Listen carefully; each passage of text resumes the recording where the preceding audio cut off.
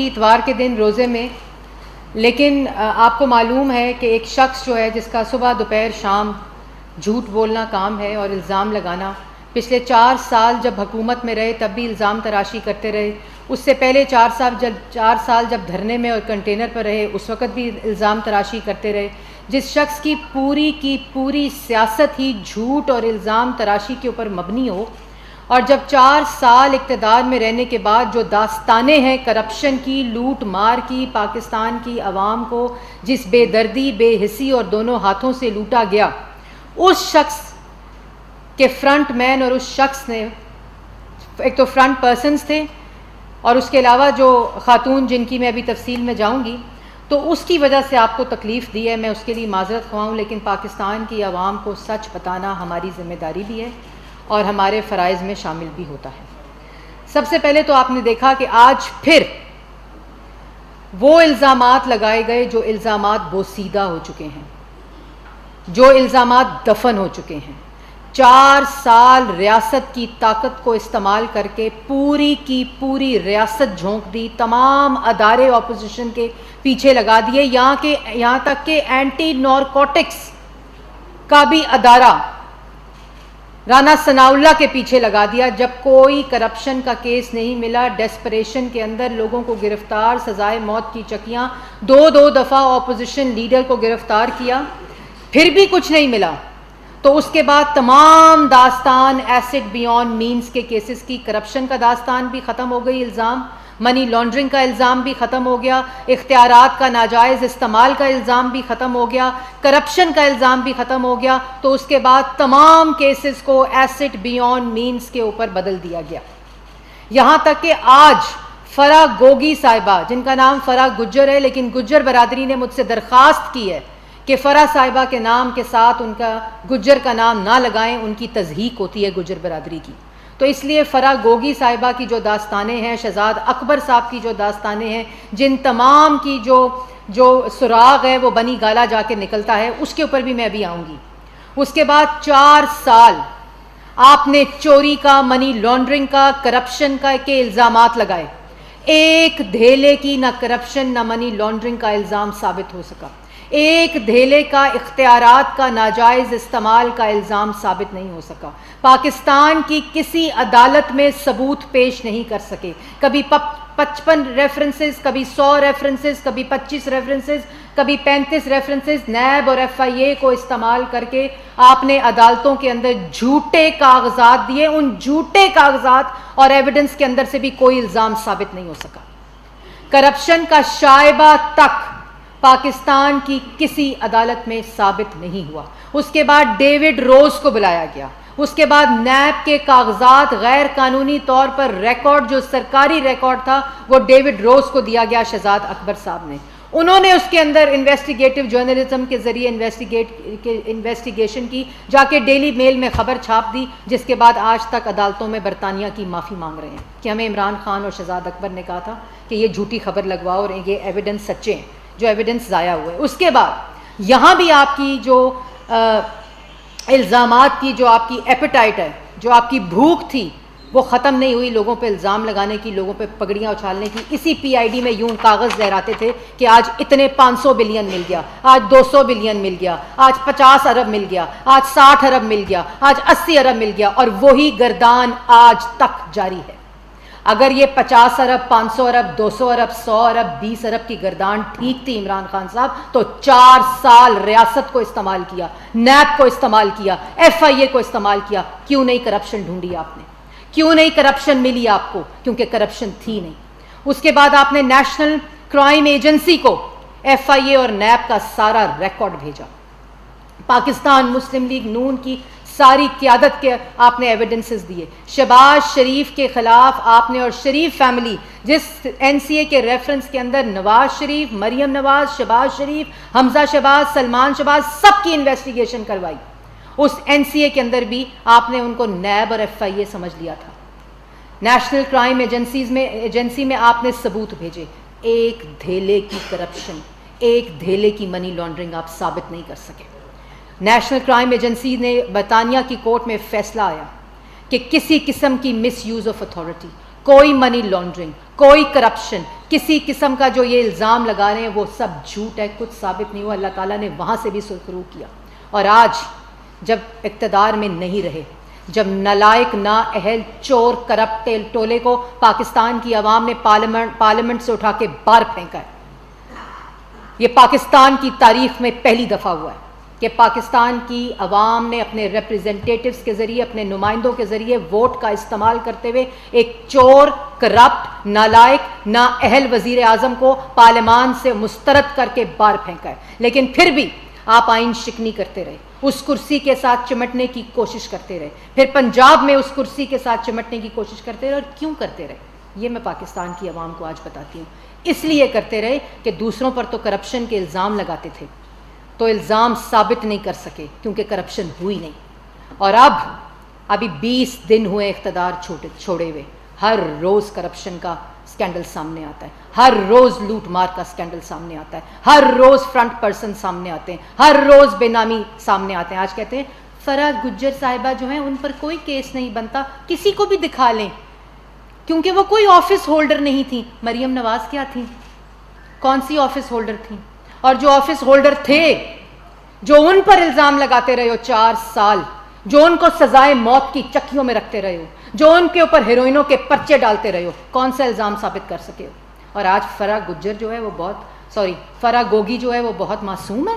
پنجاب میں تمہاری front person تھی اور کہتے ہو کہ جو اس کے اندر اثاثوں میں جو اضافہ ہوا ہے 4 سال, اربوں کا اضافہ ہوا ہے, کوئی کروڑ اور 200 کروڑ اور 100 کروڑ کا نہیں, اربوں کا اضافہ ہوا ہے تمہاری فرنٹ پرسن کے اثاثوں کے اندر. آفس ہولڈر نہیں تھی, وہ تمہاری فرنٹ پرسن تھی, جو پنجاب میں کوئی تقرری ہو, کوئی منصوبہ ہو, کوئی ٹرانسفر ہو, کسی قسم کی تانیاتی ہو, پیسے لے کے لوگوں کو لگاتی تھی. اس لیے تم نے پنجاب میں بزدار کو وزیر اعلیٰ بنایا ہوا تھا. تم جانتے تھے بزدار کو وزیر اعلیٰ پنجاب بنانے سے پہلے؟ تمہیں کوئی پتہ تھا کہ بزدار صاحب ہیں کون؟ یہ ضرور پتہ تھا کہ بزدار صاحب نہ کانوں سے سن سکتے ہیں نہ منہ سے بول سکیں گے تمہارے سامنے. اس لیے فرح گجر کو وہاں پلانٹ کیا گیا. ادھر پرائم منسٹر انکلیو میں, پرائم منسٹر ہاؤس کے اندر ایسٹ ریکوری یونٹ نہیں تھا, وہ ایسٹ میکنگ یونٹ تھا تمہارا, جس میں تم نے شہزاد اکبر کو پلانٹ کیا ہوا تھا. آج کدھر ہے شہزاد اکبر؟ وفاق میں جو تمہارے فرنٹ پرسن تھے عمران خان صاحب, کدھر ہیں؟ آج دوسروں پہ الزام لگاتے ہو. 4 سال اقتدار میں تھے, کیوں نہیں تم نے کرپشن ثابت کی؟ اور پھر گاڑیوں کا الزام. تم واحد وزیر اعظم ہو جس نے توشہ خانہ کے تحائف بیچے. تم واحد وزیر اعظم ہو جنہوں نے دوست ممالک نے تمہیں تحفے دیے, تم نے ان کے ملکوں میں بیچے. آپ واحد وزیر اعظم ہیں جس نے وہ تحفوں کو ریٹین کرنے کے لیے ان کی پرسنٹیج 50% پہ کرنی تھی, 20% کے اوپر ریٹین کر کے اس کے بعد اس کو 50% پہ کیا. یہ ہے اختیارات کا ناجائز استعمال کہ لو تم 3 کروڑ کی, بیچو تم کروڑوں کی. کبھی 18 کروڑ, کبھی 22 کروڑ, کبھی 25 کروڑ. اور وہ کروڑ آئے کہاں سے؟ وہ فرح گوگی نے آپ کو دیے. وہ کروڑ آئے کہاں سے؟ وہ شہزاد اکبر نے ایسٹ میکنگ یونٹ میں پیسے کما کر آپ کو دیے. چینی سکینڈل بناؤ تو ملوں سے پیسے کھاؤ, آٹا سکینڈل بناؤ تو آٹے کی ملوں سے پیسے کھاؤ. پنجاب کے اندر سکینڈل بناؤ تو فرح گجر گوگی کے ہاتھوں پیسے بنا کر آپ کے بنی گالا میں جمع کراؤ. یہ تھے آپ کے کرتوت, یہ تھے اعمال نامے. اور جن گاڑیوں کا الزام لگاتے ہو, میں آپ پاکستان کی عوام کو بتانا چاہتی ہوں کہ جو پرائم منسٹرز ہوتے ہیں وہ قانون کے مطابق گاڑیاں رکھ سکتے ہیں اپنی سیکیورٹی کے لیے, یہ قانون موجود ہے. لیکن عمران خان صاحب نے اسی طرح یہ گاڑی, یہ جو میں آپ کی اسکرین پر دکھا رہی ہوں, BMW X5 اس کا نام ہے, اور اگر بومب پروف اور بلٹ پروف اور سیکیورٹی انہینسمنٹ کر دیں تو یہ X6 بنتی ہے. یہ وہ گاڑی ہے جو عمران خان صاحب وزیر اعظم ہاؤس سے لے کر گئے ہیں. یہ گاڑی انٹائٹلڈ نہیں تھی, یہ وزیر اعظم ہاؤس کی پول کی گاڑی تھی جو فورن ڈگنیٹریز کے لیے استعمال ہوتی تھی جب کوئی وفد باہر سے آتے تھے. انہوں نے کہا مجھے یہ گاڑی چاہیے کیونکہ توشہ خانہ کے تول ہو گئے, گفٹس لے گئے, بیچ بھی دیے, کروڑوں میں بیچ دیے, وہ بھی میں ابھی آ رہی ہوں. انہوں نے کہا مجھے یہ BMW چاہیے اور اس کو بومب پروف, بلٹ پروف. یہ وہ گاڑی تھی جو کہ پول کے اندر تھی. یہ سب آپ لوگ دیکھ لیں, جس کی قیمت جس وقت 2016 میں یہ لی گئی ڈگنیٹریز کے لیے, یہ وفد, تو ان لوگوں نے پریس کانفرنسز کی تھی ان گاڑیوں کے اوپر کہ یہ گاڑیاں پرائم منسٹر ہاؤس میں منگا لی گئی ہیں, میڈیا کو یاد ہوگا. انہی گاڑیوں کے پول کے اندر سے یہ گاڑی BMW X5 عمران خان صاحب جاتے جاتے لے گئے ساتھ اپنے. کتنے میں بیچیں گے اس کا بھی اطلاع نہیں ملی. اور اس کے ساتھ ساتھ یہ گاڑی کی قیمت اس وقت 3 کروڑ تھی, اس وقت ڈالر پرائز پہ یہ گاڑی کی قیمت 6 کروڑ ہے. اور اگر اس میں سیکیورٹی انہینسمنٹ لگا لی جائے اور ٹیکس لگا لیا جائے تو اس گاڑی کی قیمت 15 کروڑ روپیہ بنتی ہے اس وقت, جو لے گئے پول میں سے لے گئے. اس کے بعد 2 مہینے بعد درخواست آئی, 2 مہینے بعد درخواست آئی, یہ دوسروں پر الزام لگا رہا ہے یہ شخص, اس کو شرم نہیں آتی. جب 2 مہینے بعد درخواست آئی اس گاڑی کی کہ یہ خراب ہو گئی ہے, یہ واپس رکھ لیں, مجھے V8 دے دیں. یہ درخواست آئی PM آفس کے اندر کیبنٹ ڈویژن میں. انہوں نے کہا نہیں, ہم آپ کو گاڑی ٹھیک کرا دیتے ہیں, آپ کی سیکیورٹی کا مسئلہ ہے اس لیے. اور وہ گاڑی 2.5 لاکھ روپے میں جو پچھلے وزرائے اعظم لے کر گئے ہیں, وہ اس کی مینٹننس اور اس کی جو اپ گریڈیشن ہے اور مینٹننس وہ خود کرتے ہیں اپنی جیبوں سے. یہ واحد وزیر اعظم ہے توشہ خانے کا چور وزیر اعظم. یہ وہ وزیر اعظم ہے جو مرمت اور مینٹننس اور خرابی بھی ابھی تک وزیر اعظم ہاؤس پاکستان کے ٹیکس پیئر کے منی کے اوپر کر رہا ہے. جو آپ لوگ پیسہ ٹیکس میں دیتے ہیں یہ اس کی مرمت میں گاڑی جا رہی ہے, جو لوگوں پر الزام لگا رہا ہے. ان کو شرم نہیں آتی. اس کے بعد جو اور یہ بھی بتا دوں کہ یہ قانون موجود تھا, ان کی زبان بندی کے لیے بتا رہی ہوں. اتنی چھوٹی بات جو ہے وہ نواز شریف وزیر اعظم جو ملک کا 3 دفعہ رہا ہے, ان کے بارے میں اس کے ساتھ جوڑنے کا میرا دل نہیں کرتا, لیکن ان جھوٹوں کے لیے بتا رہی ہوں پاکستان کی عوام کو. یہ قانون ہونے کے باوجود وزیر اعظم نواز شریف نے کوئی گاڑی نہیں لے کر گئے اپنے ساتھ جو وہ گاڑی لے جا سکتے تھے.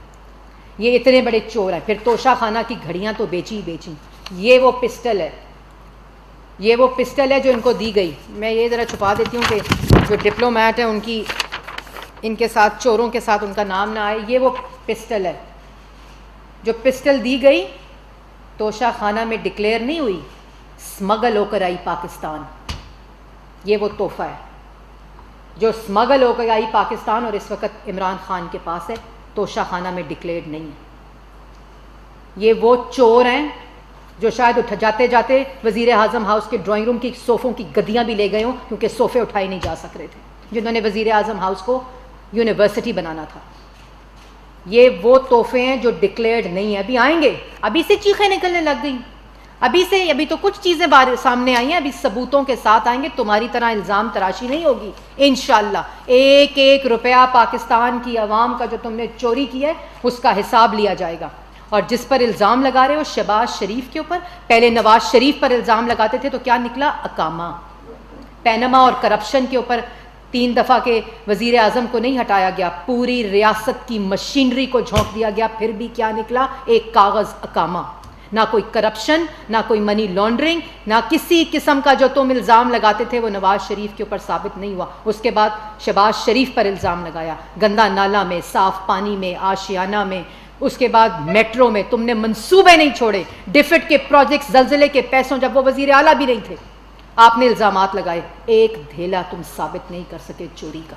آج تم اسی طرح الزام تراشی کرتے ہو اور تم سمجھتے ہو پاکستان کی عوام آپ کی بات مان لے گی. پاکستان کی عوام آپ کے گلے میں جوتوں کے ہار پہنائے گی. آپ سے سوالوں کا جواب دو کہ 1 کروڑ نوکری عوام اور نوجوانوں کی کدھر ہے, 50 لاکھ گھر کدھر ہیں. IMF کے اندر جو سخت شرائط رکھی, آج جس کی وجہ سے مہنگائی ہے وہ تمہاری وجہ سے ہے. آج پاکستان کے اندر بے روزگاری عمران خان کی وجہ سے ہے. اور دوسروں پر بیٹھ کے الزامات لگاتے ہو اور کہتے ہو باہر نکلو. باہر نکلے گی عوام. آپ نے جو مئی کے آخر میں اعلان کیا نا, اصل میں آپ کی سیاسی زندگی جو دفن ہونے جا رہی ہے نا, سیاست آپ کی منفی, یہ اس کا اعلان ہے. کیونکہ پاکستان کی عوام چوروں کے, جھوٹوں کے, کرپٹ ٹولے, مافیاز اور کارٹلز کے درمیان میں تفریق سمجھ چکی ہے کہ کون پاکستان کی عوام کو خوشحالی دے سکتا ہے, ترقی دے سکتا ہے. ابھی صرف 2.5 ہفتے ہوئے ہیں عمران خان صاحب, چیخیں کیوں نکل رہی ہیں. اور یہ جو آج کی پریس کانفرنس تھی نا, یہ جو آج کی پریس کانفرنس تھی, یہ صرف اس لیے تھی کیونکہ عمران خان صاحب نے کل رات کو جو سعودی عربیہ کے کراؤن پرنس نے شہباز شریف وزیر اعظم کو جو گارڈ آف آنر دیا نا, وہ ویڈیو دیکھ لی عمران خان صاحب نے. تو وہ جو مرچیں لگیں, کیونکہ 4 سال اقتدار پر رہے, تمام مسلم ممالک کے ساتھ لڑائیاں کی, تمام مسلم ممالک کے جو سربراہان تھے ان کے دل خراب کیے. کیونکہ عادت سے مجبور تھا. خارجہ پالیسی کے اوپر بھی اپنی وہی منفی سیاست کو ترجیح دی. اور جب رات کو ویڈیو دیکھی تو چیخیں تب نکلی تھیں. اصل میں آج کی پریس کانفرنس جو ہے وہ کل کی جو گارڈ آف آنر، اور آج تکلیف اس بات کی ہے کہ جو پریس ریلیزیں آ رہی ہیں، جو 2.5 ہفتے میں مبارکباد آئیں شہباز شریف صاحب کو تمام مسلم ممالک، یورپین ممالک اور جو برطانیہ کی ممالک ہیں اور پوری دنیا سے جو مبارکباد آئیں، اس کی تکلیف ہے کہ اگر 2.5 ہفتے میں یہ ہو سکتا ہے تو 1.5 سال میں کیا ہوگا. اور جو 2.5 ہفتے میں آٹا، چینی، گھی سستا ہوا، آج تک یہ جس مہنگائی کی چکی میں پاکستان کی عوام کو جھونک کر چلے گئے ہیں، جو لوڈ شیڈنگ ہو، جس قسم کی جو IMF کے ساتھ شرائط ہیں، وہ دستخط عمران خان کی حکومت نے کیے تھے ان شرائط کے اوپر، جس کی وجہ سے آج ملک میں مہنگائی ہے. جو ہم کوشش کر رہے ہیں، جو وزیر اعظم شہباز شریف دن رات محنت کر کے یہ کوشش کر رہے ہیں کہ چیزیں مہنگی نہ ہوں، ان کے ان دستخطوں اور شرائط کی وجہ سے، ان کی نالائکی کی وجہ سے، ان کی نااہلی کی وجہ سے، ان کے جھوٹوں کی وجہ سے، ان کی چوری کی وجہ سے جو آج ملک کے اندر مہنگائی ہے، اور ہم حتی الامکان کوشش کر رہے ہیں کہ اس کے اثرات پاکستان کی عوام تک نہ آئیں، اور اللہ تعالیٰ ہمیں ہماری مدد فرما رہا ہے. اس لیے 27 پاور پلانٹس بند ہوں، یونٹس جو 2.5 ہفتے میں چل پڑیں اور پاکستان کی عوام کو بجلی ملنے لگ جائے. یہ 2.5 ہفتے میں ہوا. 4 سال کی میٹرو چل گئی 2.5 ہفتے میں، جو تم 4 سال نہیں چلا سکے. آج فیض آباد ہو، پنڈی ہو، روات ہو، اسلام آباد ہو، پشاور موڑ ہو، لوگ ایئرپورٹ جا رہے ہیں جو 3-3 ہزار کرایہ دیتے تھے. اور تم سمجھتے ہو کہ تمہارے الزامات لگانے سے پاکستان کی عوام یہ سمجھے گی کہ تم جو باتیں کر رہے ہو وہ تم ٹھیک کر رہے ہو. پھر مدینہ کی ریاست کے دعوے دار تھے تم، مدینہ کی ریاست کے دعوے دار تھے، اور تم اپنا گند، اپنی ذہنیت کا گند اٹھا کے مدینہ لے گئے. تم نے وہاں لوگوں کو اکسایا، وائلنس انسائٹ کیا، اور وہاں چھوڑ دیں میں کون ہوں، چھوڑ دیں کہ میں میرا کیا تعلق ہے، میں کیا ہوں. آپ نے مسجد نبوی میں ایک خاتون کو گالیاں پڑھوائیں. مسجد نبوی کو آپ نے اپنی سیاست کے لیے استعمال کیا. فائدہ کیا ہوا؟ الٹا پڑ گیا، کیونکہ وہ نبی کا گھر تھا صلی اللہ علیہ وآلہ وسلم. اور میں نے وہاں بھی درود شریف پڑھ کے ان کی ہدایت کی دعا کی جس وقت مجھے یہ گالیاں دلوا رہے تھے. آپ نے وہاں یہ وائلنس انسائٹ کر کے اپنے تو ان 4 لوگوں کو راتوں رات برطانیہ کی فلائٹ پر واپس لنڈن بھیج دیا، اور ان غریبوں کو جن کو آپ نے اکسایا سعودی عربیہ کا قانون توڑنے پہ، جو آپ نے وہاں وائلنس اور ہیٹریٹ اکسایا، ان لوگوں کو اگر ان کو آج وہ گرفتار ہوئے ہیں، عمران خان کی وجہ سے گرفتار ہوئے ہیں. کیونکہ یہ سبق، یہ پوری کی پوری پلاننگ عمران خان کے حکم پر ہوئی تھی. اور میں وہاں موجود تھی. معاملہ اللہ تعالیٰ پہ چھوڑا ہے.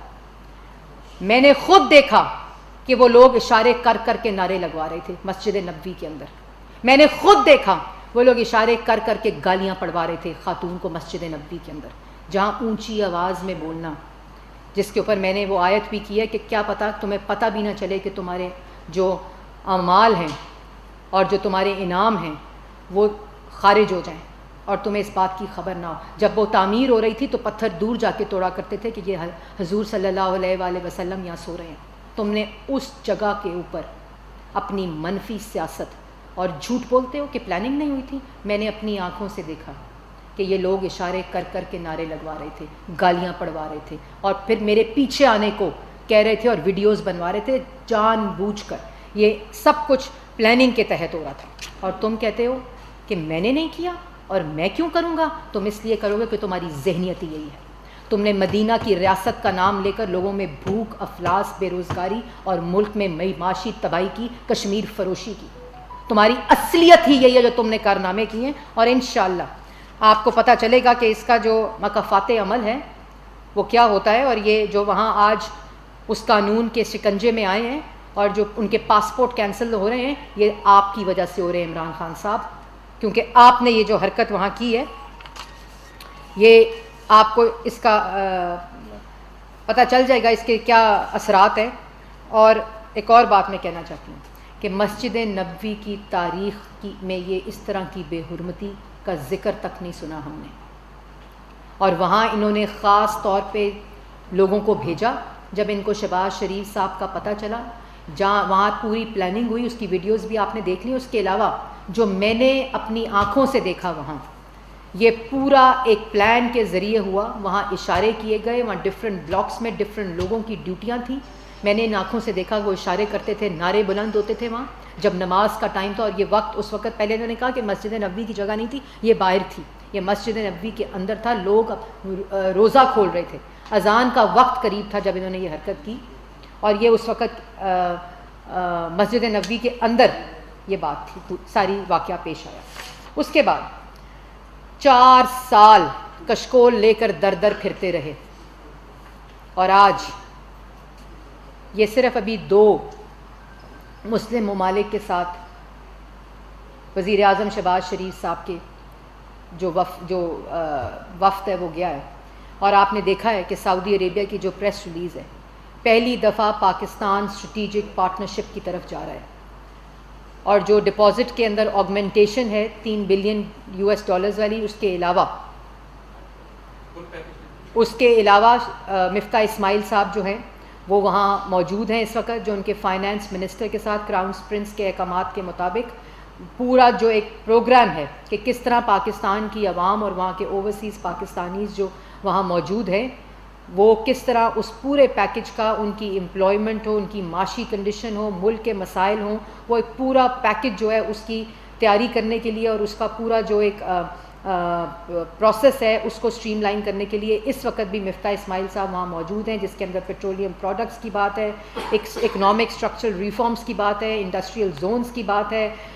جو 4 سال جو پیٹرول نہیں خرید سکے، ایندھن کا انتظام نہیں کر سکے، LNG کا انتظام نہیں کر سکے، اس کے اندر اس کے تمام منصوبے ہیں. ٹورزم کے منصوبے ہیں، انڈسٹریل زون کے منصوبے ہیں، انڈسٹریل سیکٹرز کے منصوبے ہیں، میڈیا کوپریشن ہے، کلچرل کوپریشن ہے. ایک پورا جو ایسا منصوبہ تیار ہو رہا ہے اللہ تعالیٰ کے فضل و کرم سے جو ملک کی تاریخ میں جس کی مثال نہیں ملتی.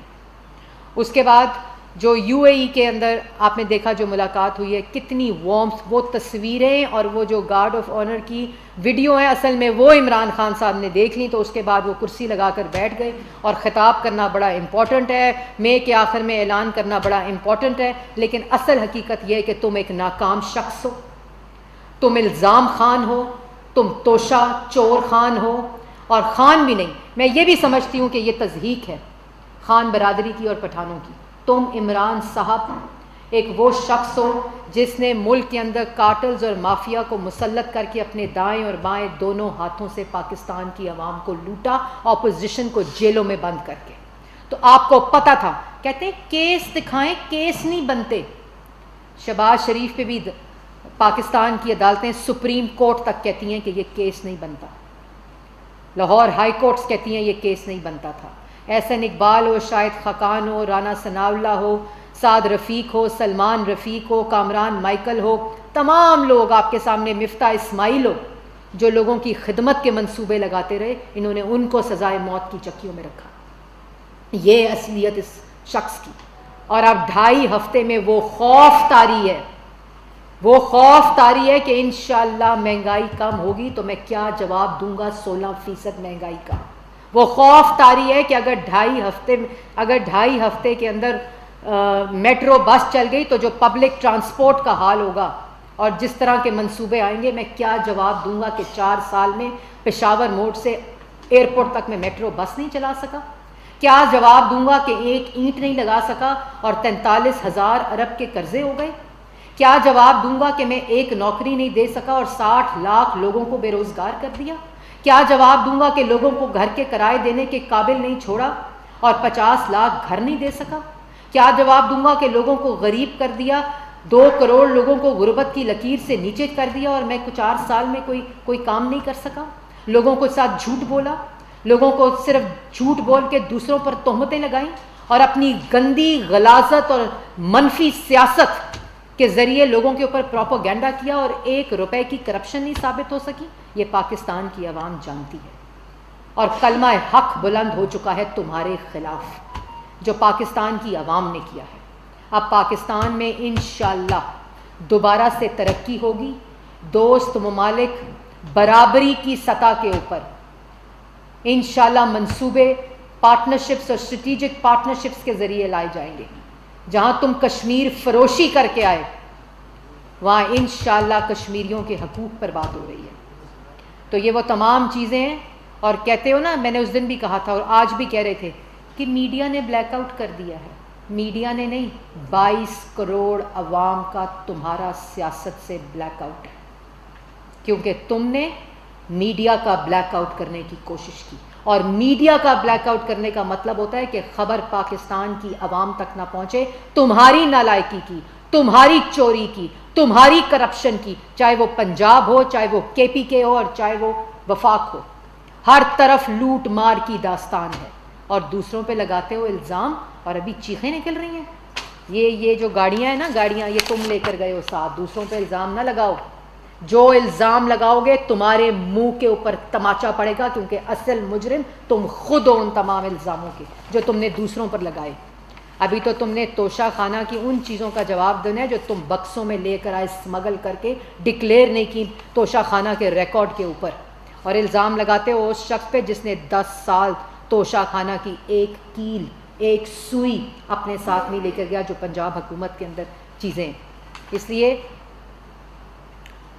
جب بات کرتے ہو تو یہ سمجھ لو کہ پاکستان کی عوام تمہاری اصلیت جان چکی ہے, اور اب کال جو دی ہے نا تم نے, وہ کال انشاءاللہ تمہارے خلاف پاکستان کی عوام جہاں سے نکلو گے وہاں سے تمہارا راستہ بند کرے گی. جس دروازے سے نکلو گے وہاں سے تمہارا راستہ بند کرے گی, کیونکہ تم نے ان کی معیشت بند کی, ان کا روزگار بند کیا, مہنگائی کے پہاڑ توڑے. اس سب چیزوں کے مجرم عمران خان صاحب. یاسر ملک صاحب دنیا ٹی وی سے. میڈم, جو پنجاب میں اختیار کاٹی گئی اس کے اوپر کہا جا رہا ہے کہ انتقامی کارروائی جو ہے وہ کی جا رہی ہے. دوسرا, پنجاب میں ہی ڈیزل کا بحران جو ہے وہ شدت اختیار کر رہے ہیں. تیسرا, پرائم منسٹر نے کہا تھا کہ لوڈ شیڈنگ جو ہے وہ مئی کے پہلی تاریخ سے ختم ہو جائے گی, 3 گھنٹے کی جگہ 6 گھنٹے ہو گئے. ان تینوں کے زیادہ جواب دیتے تھے. جی بالکل. پہلا جو آپ نے کی بات کی, دیکھیں جو قانون کو ہاتھ میں لے گا قانون اس کو ہاتھ میں لے گا. یہ کوئی انتقامی کارروائی نہیں ہے. انتقامی کارروائی وہ ہوتی ہے جب رانا ثناء اللہ پہ ہیروئن ڈالو اور اس کو سزائے موت کی چکی میں رکھو اور اس کو سونے کے لیے بستر نہ دو, کیڑیاں اس کے جسم کے اوپر ہوں. آج تک اس کا ذکر نہیں کیا اس شخص نے.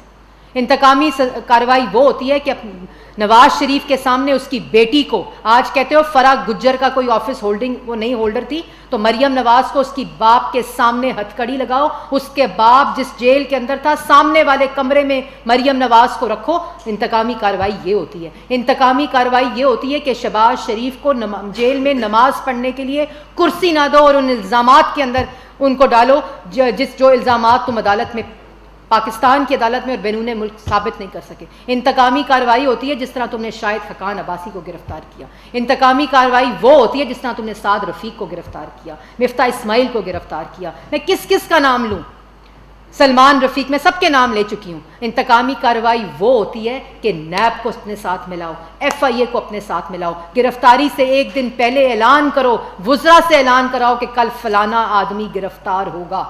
انتقامی کارروائی وہ ہوتی ہے کہ FIA کا DG کہے کہ کیس نہیں بنتا تو تم اس کو گرفتار کرو اور کہو کیسز بناؤ. نام لے لے کر کہو, خواجہ آصف کا نام لے کر کہا FIA کے DG کو کہ اس کے خلاف کیس بناؤ.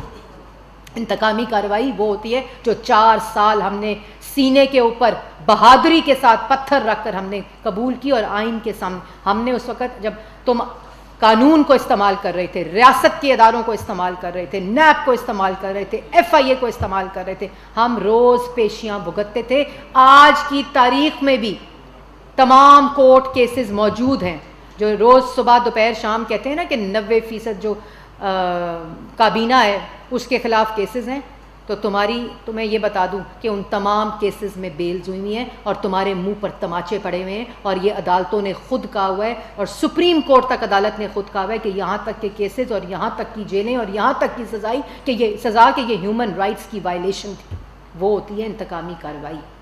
تم لو قانون کو ہاتھ میں, تو جس نے قانون کو ہاتھ میں لیا, جس نے پاکستان کی عوام کا پیسہ لوٹا, جس نے پاکستان کی عوام کے منصوبوں کے اوپر ڈاکہ ڈالا, وہ تمام لوگ قانون کے مطابق ان کا تمام کا حساب ہوگا. احمد صباح جیو سے. میڈم, اس وقت جو پاکستان کا خزانہ ہے اس کے محافظ آپ لوگ ہیں. اگر عمران خان 2.5 लाख रुपए का बिल गाड़ी की मेंटेनेंस का भेजते हैं और आप वो गाड़ी ठीक करवा देते हैं, तो ये तो फिर पैसे चोरी आपके दौर में हो रहे हैं वहाँ पे। इसका क्या जवाब देंगे आप लोग कि अगर वो गाड़ी लेके गए और वापस कब लाएंगे?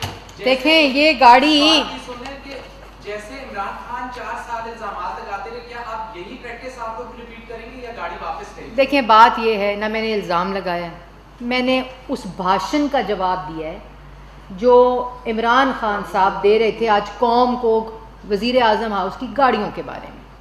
भाषण जो दे रहा था शख्स, कानून मौजूद है कि वज़ीर आज़म साहब जो है वो गाड़ी जो उनको एंटाइटल्ड होती है वो ले जा सकते हैं।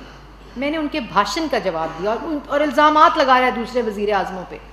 वो कानून है, आप भी कानून के मुताबिक लेके गए हैं, लेकिन ये गाड़ी एंटाइटल्ड नहीं थी, ये पूल की गाड़ी थी बिल्कुल। और यहाँ तक के कहते हैं ये ख़राब हो गई है तो मुझे V8 दे दें।